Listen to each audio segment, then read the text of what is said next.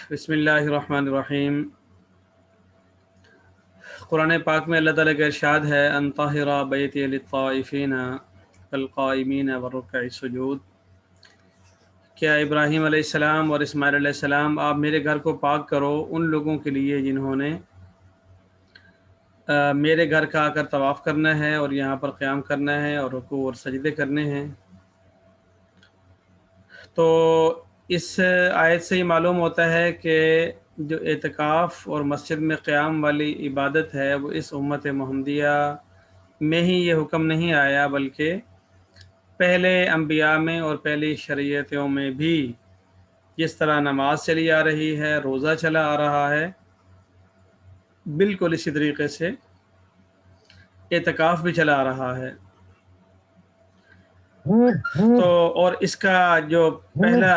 بابرکت یعنی مقام ہے وہ مسجد حرام ہی ہے، اور پھر اس امت کے لیے اللہ رب العزت نے یہ آسانی فرما دی کہ ہر علاقے میں، ہر مسجد میں، ہر گھر میں جو ہے اس عبادت کو بجا لایا جا سکتا ہے۔ اور دوسرے نمبر پر یہ ایک چیز چلی آ رہی ہے کہ اللہ کے لیے اپنی توجہ کو، اپنے کام کو، اپنے معاملات کو خاص کر لینا، یہ جو ہماری شریعت ہے اس کے اندر رہبانیت نہیں ہے کہ انسان جو ہے وہ بالکل چیزوں کو چھوڑ چھاڑ کے ایک طرف ہو جائے، وہ رہبانیت والا ماحول اسلام کے اندر نہیں ہے۔ رہبانیت یہ ہوتی ہے کہ انسان دنیا کو بالکل چھوڑ کر جو ہے وہ پہلے لوگوں کے اعتقاد کے موافق اللہ کو راضی کرنے کے لیے دنیا سے الگ تھلگ ہو کر جنگل میں، صحرا میں، پہاڑ میں ایسی جگہ چلے جائے جہاں دنیا نہ ہو، دنیا والے نہ ہوں، دنیا داری کے معاملات نہ ہوں۔ اسلام میں یہ ہے کہ اگر آپ اپنے ضروری کاموں کے اندر، دنیاوی کاموں کے اندر بھی اللہ کی رضا کی نیت کر لیتے ہیں، وہ کام جائز ہوں، تو خود وہی کام باعث اجر، باعث برکت اور بطور عبادت بن جاتے ہیں۔ اس لیے ایک رہبانیت اور دوسرے نمبر پر ہے نکاح نہ کرنا۔ یہ دو چیزیں جو ہے پہلی لوگوں میں آج بھی اور پہلے بھی نیکی سمجھی جاتی تھی، لیکن اسلام نے آ کر یہ بتایا ہے کہ ایسا نہیں ہے کہ اگر آپ نکاح نہ کریں تو پھر زیادہ نیک شمار ہوں، اور اسی طریقے سے اگر آپ دنیا کے کاموں کو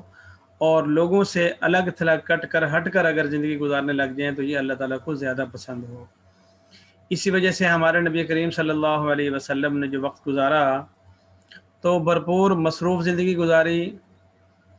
عوام میں گزاری، اصحاب میں گزاری، اور اسی طرح رشتے ناتے کے حوالے سے بھی آپ صلی اللہ علیہ وسلم نے شادیاں بھی کیں، اولادیں بھی ہوئیں، سونا بھی، جاگنا بھی، روزہ بھی اور روزہ چھوڑنا بھی، ساری چیزیں حضور علیہ السلام لے کے چلے ہیں، اور امت کو بتایا ہے کہ اس دنیا میں رہتے ہوئے شادیاں ہونے کے ساتھ، اولاد جننے کے ساتھ، اسی طرح روزگار اپنانے کے ساتھ ساتھ جو ہے وہ اللہ کو راضی کیا جا سکتا ہے۔ اللہ کے رضا کے لیے دنیا سے الگ تھلگ ہونا ضروری نہیں ہے۔ تو جو اعتکاف والا زمانہ ہے یہ اس ضرورت کو پورا کرتا ہے جو ضرورت یوں تھی کہ انسان جو ہے وہ اللہ سے یکسو ہو کر لو لگا لے۔ تو یہ بھرپور زندگی میں ایک چھوٹا سا موقع بیچ میں آتا ہے کہ جس وقت انسان اپنی بہت زیادہ دنیاوی مصروفیات میں سے اپنے آپ کو ہٹا کے، اپنے آپ کو بچا کے اللہ کے ساتھ لو لگا لے۔ اس میں سمجھنے والی بات یہ ہے کہ یہ بذات خود ایک عنصر ہے زندگی میں کہ انسان کسی کے لیے کسی کا ہو کے رہ جائے، کسی کے لیے وہ وقت صرف کرے، اس کی توجہ کرے، اس کے ساتھ باتیں کرے، اس کے ساتھ وقت گزارے۔ تو یہ ایک موقع اللہ تعالیٰ نے ہمیں اسلام کے اندر عبادت بنا کے دے دیا کہ میرے ساتھ یعنی اللہ رب العزت کے ساتھ انسان وقت گزارے، اس کے ساتھ باتیں کرے، اس کے پاس بیٹھے، اس کے پاس رہے۔ تو یہ جو عبادت ہے اعتکاف کی، دراصل یہ ایک اللہ سے لو لگانے والی بات ہے، اور اللہ سے باتیں کرنے والی بات ہے، اور اللہ تعالیٰ کا خاص ہونے والی بات ہے، اور اللہ کے پاس رہنے والی بات ہے۔ اس وجہ سے اعتکاف میں بیٹھنے والا یہ صرف اسی سوچ سے نہ بیٹھا کرے کہ میں نوافل زیادہ پڑھوں گا، میں تلاوت زیادہ کر لوں گا، میں ذکر زیادہ کر لوں گا، میں دعائیں زیادہ کر لوں گا۔ نہیں، وہ یہ نیت کرے کہ میں اللہ سے ملاقات کے لیے جا رہا ہوں اور چند دن مجھے اللہ کے پاس رہنا ہے اور اللہ سے گفتگو کرنی ہے اور اللہ سے محبت لینی ہے، اللہ کا تعلق لینا ہے۔ جب اس نیت کے ساتھ انشاءاللہ ہم جائیں گے تو پھر وہ اللہ کی رضا، اللہ کی محبت، اللہ کا تعلق، اللہ کی معیت اور اللہ کے ساتھ دوستی، یہ ہمیں انشاءاللہ وہاں نصیب ہوگی اور ہمیں وہاں سے یہ چیز لے کے آنی چاہیے۔ یہ میں اس لیے عرض کر رہا ہوں کہ اصل دیکھا جائے تو اعتکاف کی روح یہی ہے کہ وہ جو ایک ضرورت تھی پہلے شریعتوں میں کہ وہ لوگ اس چیز کو بہتر سمجھتے تھے یا عبادت سمجھتے تھے کہ وہ ان چیزوں سے ہٹ کر کٹ کر ایک طرف ہو کر جنگل میں رہیں یا صحرا میں رہیں یا پہاڑوں میں رہیں اور اللہ کو یاد کریں، تو وہ ضرورت اللہ تعالیٰ نے ہمیں اپنے گھر میں عطا کر دی ہے کہ ہاں یہ ضرورت ہے انسان کی روح کے لیے کہ وہ ہمارا ہو کے رہے، ہمارے ساتھ رہے، ہمارے ساتھ محبت کرے، ہمارے ساتھ عشق کرے، ہمارے ساتھ باتیں کرے۔ اعتکاف میں اللہ رب العزت جو ہے وہ موقع ہمیں دیتے ہیں کہ ہم اللہ کے پاس رہیں، تو اس وجہ سے اعتکاف میں بیٹھنے والا دراصل اللہ کا مہمان بننے جا رہا ہوتا ہے، اللہ کے گھر میں رہنے جا رہا ہوتا ہے۔ ہم دنیاوی زندگی میں جانتے ہیں کہ بہت سارے ہمارے رشتہ دار ہوتے ہیں، لیکن ہمارا ان کے گھر میں جا کے رہنا یا ان کا ہمارے گھر میں آ کر رہنا یہ ہوتا نہیں ہے یا بہت کم ہوتا ہے۔ تو ان رشتہ داروں کے ساتھ تعلق اور ان رشتہ داروں کے ساتھ تعلق جو سال بھر میں کبھی ہمارے پاس آ کے رہتے ہوں اور ان کے ساتھ تعلق جن کے پاس ہم جا کر رہتے ہوں، ہمارا ان کے ساتھ تعلق جو ہے اور ان کا ہمارے ساتھ تعلق تھوڑا الگ الگ شمار ہوتا ہے۔ تو جو آدمی سال میں ایک مرتبہ چند دن اللہ کے پاس رہ آئے، اللہ سے تعلق بڑھا آئے، اس کا اور جو آدمی کبھی بھی اللہ کے پاس جا کے نہ رہے، ان کے اللہ سے تعلق میں تھوڑا فرق ہوگا۔ تو اگر ہم اپنے رشتہ داروں میں یہ سمجھتے ہیں کہ جن کے گھر میں ہمارا آنا جانا ہو اور کچھ دن وہ ہمارے گھر میں آ کر رہیں، کبھی کبھار ہم ان کے گھر میں جا کر رہیں، تو یہ تعلق جس طرح ذرا الگ ہے، تو اسی طرح اعتکاف میں بیٹھنے والے کا بھی اللہ کے ساتھ تعلق دوسرے لوگوں سے تھوڑا الگ ہوگا، بشرطے کہ رہنا جو ہے وہ آداب کے ساتھ ہو اور اس کے ساتھ ساتھ اس نیت کے ساتھ ہو کہ بھئی میں اللہ کے پاس رہنے جا رہا ہوں، میں اللہ کے گھر رہنے جا رہا ہوں، چند دن مجھے اللہ میاں کے مہمان بننا ہے، اللہ تعالیٰ کے گھر میں جا کے رہنا ہے، اس سے زیادہ وقت اللہ تعالیٰ سے بات کرنے کا ملے گا، اللہ تعالیٰ سے رزق کھانے کا ملے گا، اللہ کو راضی کرنے کا ملے گا، تو میں اللہ کے سامنے اپنی عاجزی انکساری کی تحفے دوں گا، اللہ رب العزت اپنی رحمتوں اور شفقتوں کی برسات میرے اوپر کرے گا۔ تو بالکل اسی رشتہ داری کے طور پر آپ اندازہ کر سکتے ہیں کہ اس میں بھی اللہ سے تعلق بڑھتا ہے۔ تو اس وجہ سے جب کبھی اللہ تعالیٰ ہمیں توفیق دے تو کوشش کریں کہ کوئی تنہائی والا اعتکاف ملے، بس جس میں زیادہ وقت جو ہے نا وہ اللہ سے لو لگانے والی بات ہو۔ ہمارے ایک استاد ہیں مولانا محمد احمد صاحب، جرمنی میں ہوتے ہیں، اور کافی لوگ قادیانی لوگ ان کے ہاتھ پہ کلمہ پڑھ کے مسلمان ہو چکے ہیں۔ تو بعض اللہ والے بڑے منفرد شخصیت کے، حیثیت کے، ذات کے، مزاج کے، گفتگو کے مالک ہوتے ہیں، تو ان کو بھی اللہ تعالیٰ نے ایک الگ سے سوچ دی ہے، مزاج دیا ہے اور مائنڈ دیا ہے۔ تو وہ فرما رہے تھے کہ بھئی میں جب اعتکاف بیٹھتا ہوں تو میری کوشش ہوتی ہے کہ اپنے علاقے کی جو تھوڑی ویران مسجد ہو، یہاں کوئی کبھی کبھاری آتا جاتا ہو، بس کوئی ہی نہ ہو، اور ہو تو پوری مسجد میں خالی ساری رات میں ہی ہوں، تو وہ فرما رہے تھے کہ میرے منشا ہوتا ہے کہ میں اعتکاف ایسی مسجد میں کروں، کوئی ایک دو چار لوگ آئیں، فجر میں جماعت پڑھ کے پھر چلے جائیں، پھر کوئی ظہر میں تھوڑے چار بندے آئیں، پھر میں جماعت کرا دوں، پھر اسی طرح عشاء میں پھر تراویح پڑھ کر پھر بس رات کچھ چلے جائے ہر کوئی، اور خالی اللہ کا گھر ہو اور میں اندر سے کنڈی لگاؤں اور ساری رات اللہ تعالیٰ سے باتیں کروں، جتنی دیر چاہوں سجدے کروں، جتنی آواز سے چاہوں تلاوت کروں، جتنی کم آواز میں چاہوں تلاوت کروں، روؤں تو میں رو سکوں، ایسا نہ ہو کہ میں رونا چاہوں اور پھر دائیں بائیں لوگوں کے آرام کی وجہ سے رویا نہ جا سکتا ہو۔ اسی طریقے سے وہ کہتے تھے کہ میرا یہ طریقہ ہے کہ پھر کچھ رات کے حصے میں ایک تھوڑی اچھی اور بلند آواز سے تلاوت کرتا ہوں، اس کا جو لطف ہے، جو سرور ہے رات کی نوافل میں تھوڑی سی بلند آواز سے تلاوت کرنے کا، وہ اس خاموش والی تلاوت سے ذرا اور ہوتا ہے۔ اس وجہ سے ہم میں سے بھی جب کسی کو اللہ پاک توفیق دے تو دو جگہوں کا، یعنی دو صورتوں کا انتخاب کر لیں، یا تو یہ ہے کہ کسی ایسی جگہ ہم اعتکاف کریں کہ جہاں پر اللہ والے ہوں، کہ اللہ والوں کے قلب میں جو اللہ کی محبت اور معرفت ہوتی ہے وہ ان ایام میں، ان اوقات کے اندر زیادہ موجزن ہوتی ہے۔ تو اللہ والوں کے ساتھ جو لوگ اللہ کے گھر میں رہ رہے ہوتے ہیں تو ان کو وہ اللہ کی معرفت کی باتیں جو ہے وہ اللہ والوں کے دل سے زیادہ ملتی ہیں۔ اسی میں اگر حرمین شریفین کا اللہ تعالیٰ موقع نصیب کر دے تو وہ تو بہت بہتر ہے، وہاں بھی بے شمار اللہ والے ہوتے ہیں۔ بلکہ ہم تو سمجھتے ہیں کہ حرم شریف میں ہر نماز پڑھنے والا اللہ والا ہی ہوتا ہے، اور وہاں کی ویسے اپنی بھی برکات ہیں، چونکہ ایک اللہ کا گھر ہے، ایک اللہ کے نبی کا در ہے، تو اس وجہ سے جو وہاں برکات ہیں وہ ظاہر ہے اس کا کوئی مثال نہیں ہے، کوئی جواب نہیں ہے، کوئی توڑ نہیں ہے۔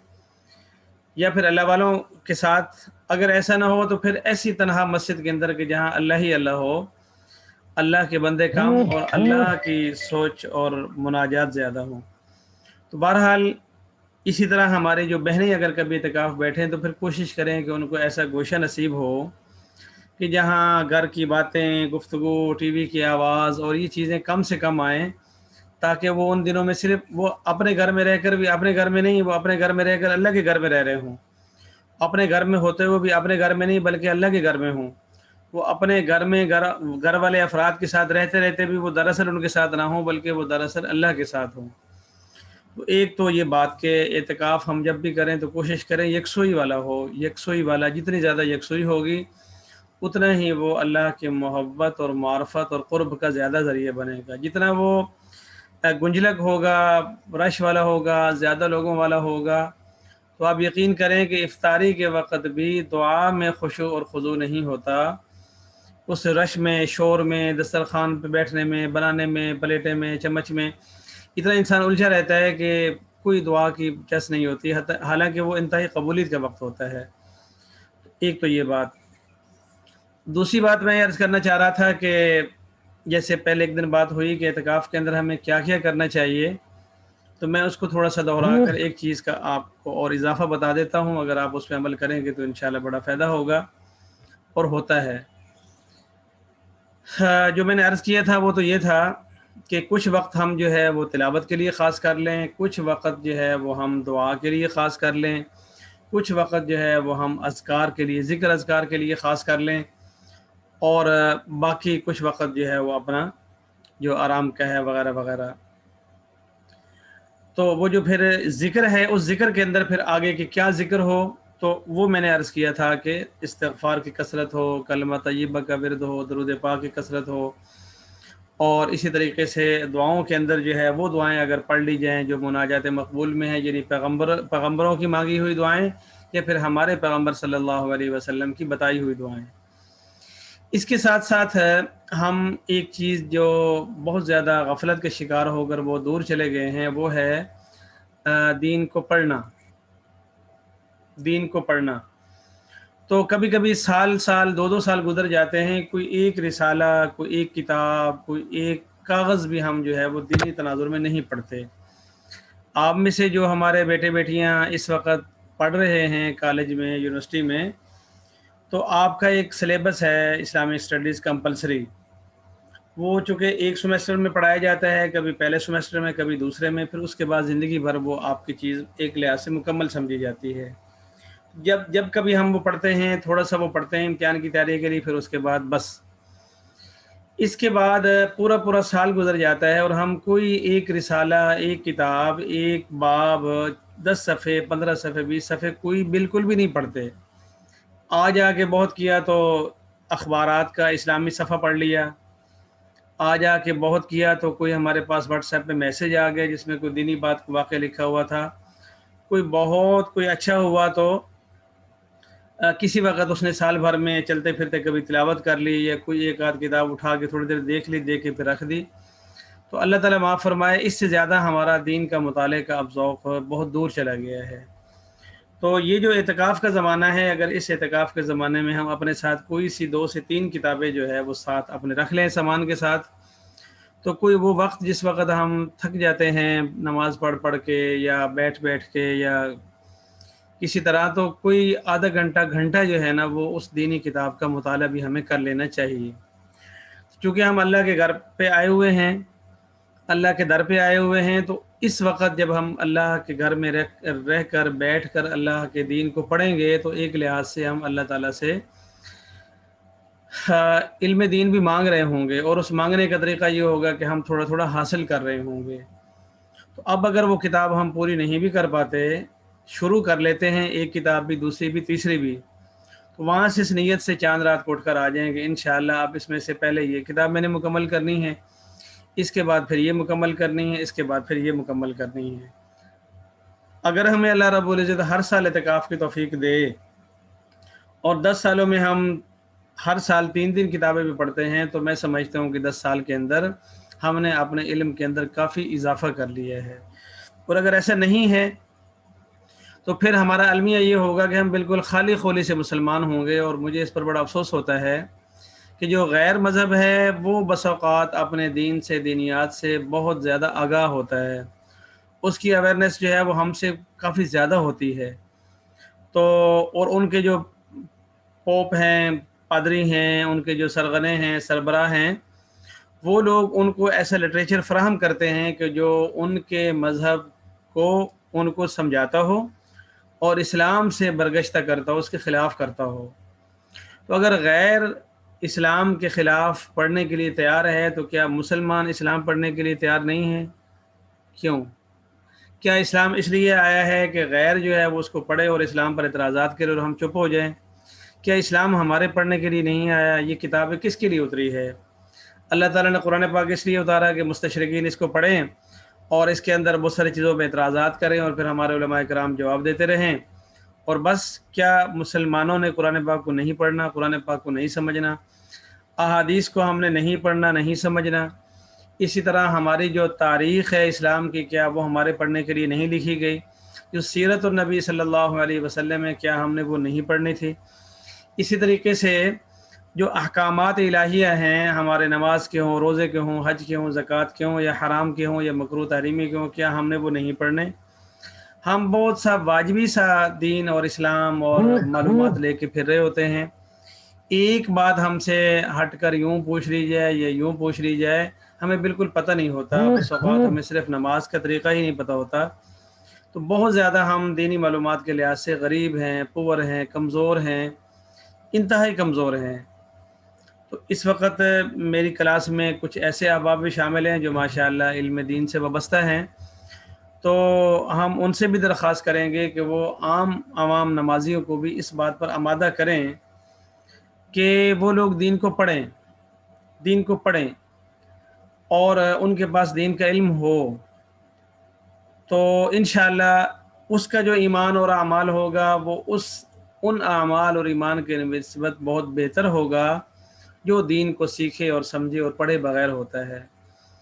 آپ چونکہ اکثریت میں وہ طبقہ ہیں جو ماشاءاللہ اس وقت تعلیم حاصل کر رہا ہے،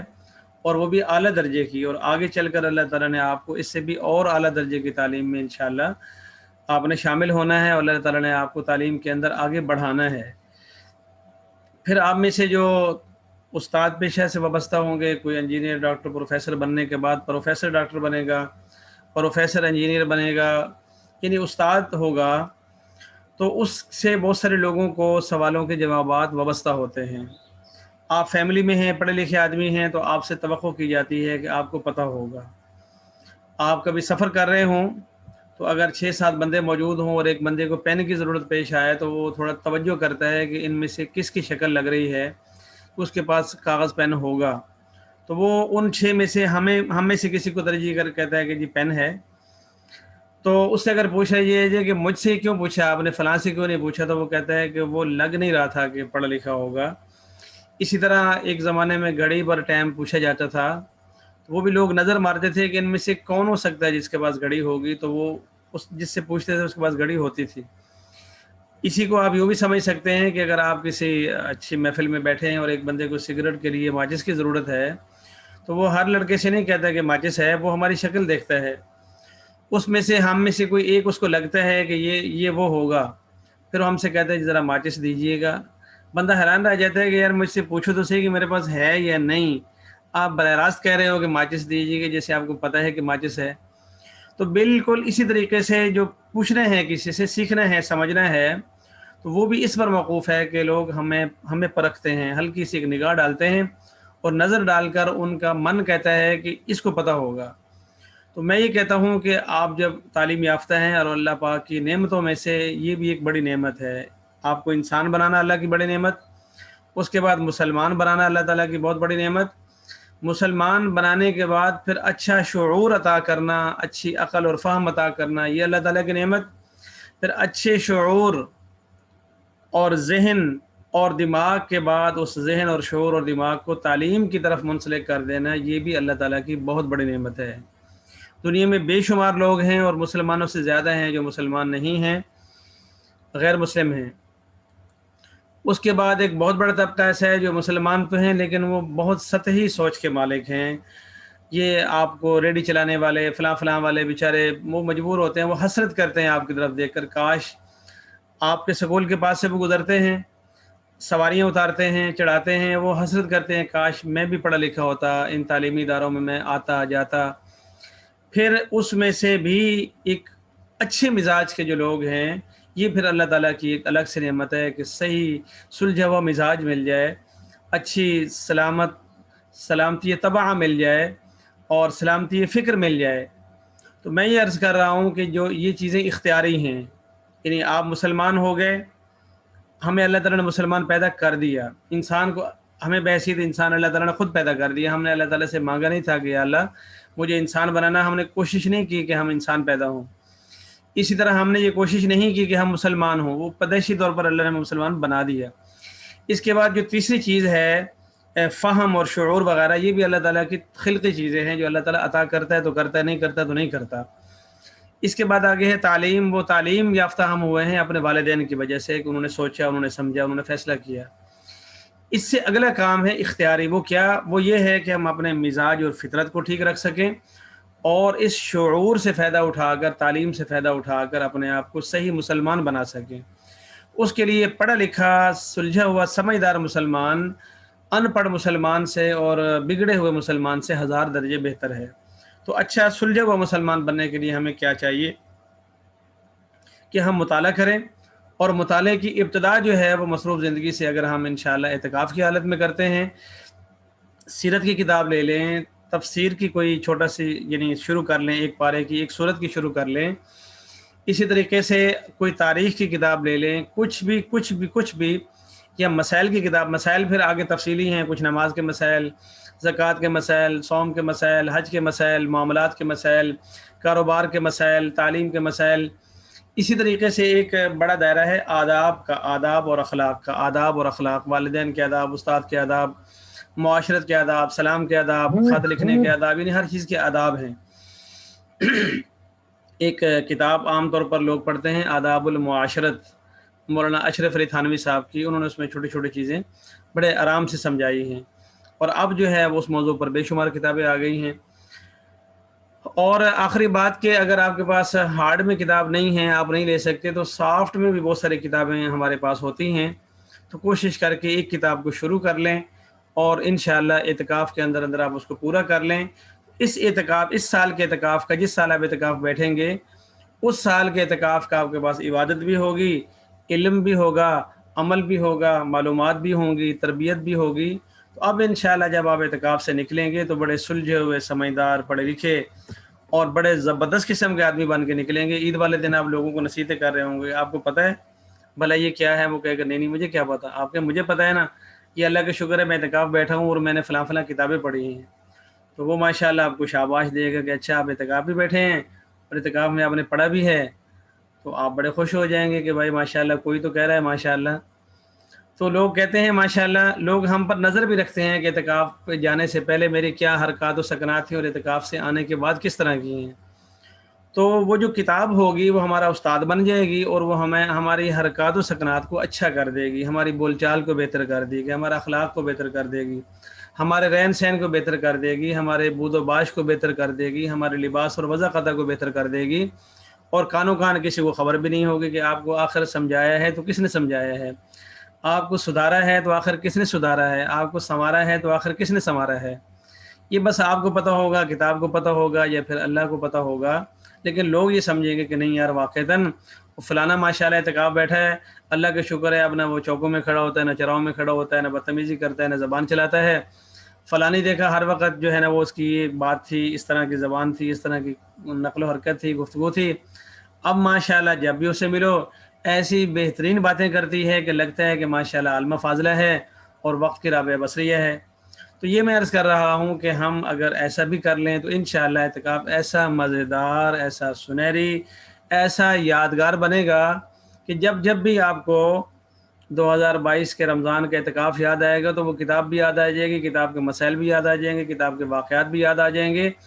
اور انشاءاللہ ایک اعتکاف سے اگلے اعتکاف تو اگر عمل رہے گا تو مزہ ہی آ جائے گا انشاءاللہ. تو اعتکاف کے حوالے سے بہرحال ایک تو یہ بات کہ وہ ذرا صحیح نیت کے ساتھ ہونا چاہیے، صاف ستھرا، ذرا بیداری والا ہونا چاہیے. کھا کھا کے سو کے جو اعتکاف ہے اس کا مزہ نہیں ہے. اس سے تو بہتر ہے آدمی بیڈ پہ چارپائی پہ سو جائے. صف مسجد کی چڑھائیوں پر کیوں سونا ہے؟ اگر سونا ہی ہے تو بھائی مسجد میں تو ہم آئے ہیں جاگنے کے لیے. دوسرے نمبر پر وہ عبادات والا ہونا چاہیے، عبادات سے بھرپور ہو. سونا تو بس برائے نام ہو، جیسے دوائی کی خوراک بندہ لیتا ہے تو دوائی جو ہے کبھی انسان رج رج کے پیٹ بھر بھر کے تو نہیں کھاتا. تو اعتکاف کے دنوں میں ہمیں اپنی خوراک جو ہے بس وہ بطور دوا غذا لینی چاہیے، بطور خوراک جو ہے نا نہیں لیجیے. خوراک پراپر کے ساتھ اچھی خاصی مطلب اور ٹھیک ٹھاک متنوع قسم کی، ایسا نہیں. اور تیسرا جیسے میں نے عرض کیا کہ وہ جو اعمال ہوں اس اعمال کے اندر اعمال کی بھی ترتیب ہو اور حصول علم کی بھی ترتیب ہو. تو ایک اعتکاف آپ ہمارے مشورے کے مطابق بیٹھ کے دیکھ لیں، وہ زندگی بھر کا آپ کا ایسا سنہری دور ہوگا کہ جب بھی آپ کو یاد آئے گی آپ کا اپنا ہی دل انشاءاللہ ٹھنڈا ہو جائے گا. تو چلے بہرحال، اور اللہ تعالیٰ جب آپ کو اعتکاف کی توفیق دے اور ایسے اعتکاف جیسے میں عرض کر رہا ہوں تو پھر اس میں ایک دفعہ آپ دن میں ہمارے لیے بھی دعا کر لیے کرنا کہ یا اللہ جس کسی نے ہمیں اس طرح کا اعتکاف سکھایا ہے ہمارے اس ثواب کے اندر اللہ تعالیٰ انہیں بھی شریک فرما اور ان کو بھی توفیق دے کہ وہ اس کام کا جس کو لوگوں کو کہہ رہے ہیں خود بھی عمل کریں. تو انشاءاللہ جب آپ ہمارے لیے دعا کریں گے تو اگلے سال اللہ تعالیٰ ہمیں پکڑ کے جو ہے اعتکاف بٹھا دے گا عافیت کے ساتھ. تو چلے بہرحال اسی پر آج کی گفتگو کا اختتام کرتے ہیں، اور کوئی سوال ہے تو بتا دیں. عائشہ وہ سوال دہرائیے گا، اس وقت بہت سارے لوگ شریک نہیں تھے. سر میں نے یہ پوچھا تھا آپ سے، آپ کو آواز آ رہی ہے؟ جی آ رہی ہے. سر آپ سے میں نے یہ پوچھا تھا کہ آپ نے لاسٹ ٹائم بتایا تھا نا کہ آپ صلی اللہ علیہ وسلم کو اللہ تعالیٰ نے جو ہے وہ مخصوص جو ہے رات کے بارے میں بتایا تھا کہ وہ لیلۃ القدر کی رات ہوگی، لیکن اب ہم دیکھتے ہیں کہ ہر سال جو ہے وہ رات جو ہے وہ ٹاک رات جو ہے وہ تبدیل ہو جاتی ہے. تو کیسے پتہ چلتا ہے کہ فلاں رات جو ہے وہ لیلۃ القدر کی رات تھی یا پھر ہوگی؟ اور اگر اللہ پاک نے آپ علیہ وسلم کو کوئی ایک ہی ڈیٹ بتائی ہوتی تو اٹ مینس کہ پھر وہی ایک ہی ہوتی، لیکن میرے خیال میں ایک نہیں بتائی ہوگی، زیادہ بتائی ہوں گی، تبھی تو مختلف ہوتی ہے. چلیں آپ کے سوال کا منشا مجھے یہ لگ رہا ہے کہ اللہ تعالیٰ نے حضور علیہ السلام کو جو تعیین بتلائی ہوگی وہ کس طرح سے بتلائی ہوگی. تو جی سر. ہمارا یہ خیال ہے کہ اللہ تعالیٰ نے کچھ علامات بتائی ہوں گی کہ وہ رات ایسی رات ہوگی جس میں ایسا ایسا ہوگا. اس بنا پر جو حضور علیہ السلام نے فرمایا کہ بھئی ابھی 10 دن اور بیٹھ جاؤ، تو میں نے اس رات کی صبح کو اپنے آپ کو اس میں بارش میں دیکھا ہے. تو یہ بھی ایک علامت تھی جو حضور علیہ السلام کے ذہن میں تھی اور حضور نے بتلائی، تو وہ رات واقعی تھی تاخرات اور شب قدر. تو اب یہ اللہ بہتر جانتا ہے کہ اللہ تعالیٰ نے کیا بتائی ہوگی. تو اس وجہ سے اب یہ ہے کہ وہ پورے سال میں کبھی بھی ہو سکتی ہے، لیکن زیادہ تر اس کا ظہور رمضان میں ہوتا ہے، اور رمضان کی 29 یا 30 راتوں میں کوئی بھی رات ہو سکتی ہے، لیکن زیادہ تر اس کا ظہور جو ہے وہ آخری عشرے میں ہوتا ہے، اور آخری عشرے کی 9 یا 10 راتوں میں کوئی بھی رات ہو سکتی ہے، لیکن زیادہ تر اس کا امکان جو ہے وہ طاق راتوں میں ہوتا ہے، اور طاق راتوں میں سے کوئی بھی ہو سکتی ہے، اور اس میں سے زیادہ چانس 27ویں شب کا ہوتا ہے. بہت سارے علماء کا تجربہ اس طرح ہے. تو اب اللہ تعالیٰ نے کس طرح حضور کو بتایا ہوگا وہ اللہ جانتا ہے یا اللہ کا رسول جانتا ہے، ہم ان کے بیچ میں کیوں آئیں. سر ایک اور کویسچن تھا. ایسا ہے کہ یہ میٹنگ کا آدھا منٹ باقی ہے، میں اس کو ایک دفعہ مکمل کر رہا ہوں، اس کے بعد ہم ایک دفعہ دوبارہ جوائن کر لیتے ہیں. 10-12 منٹ انشاءاللہ ہم بات کریں گے مسائل پر.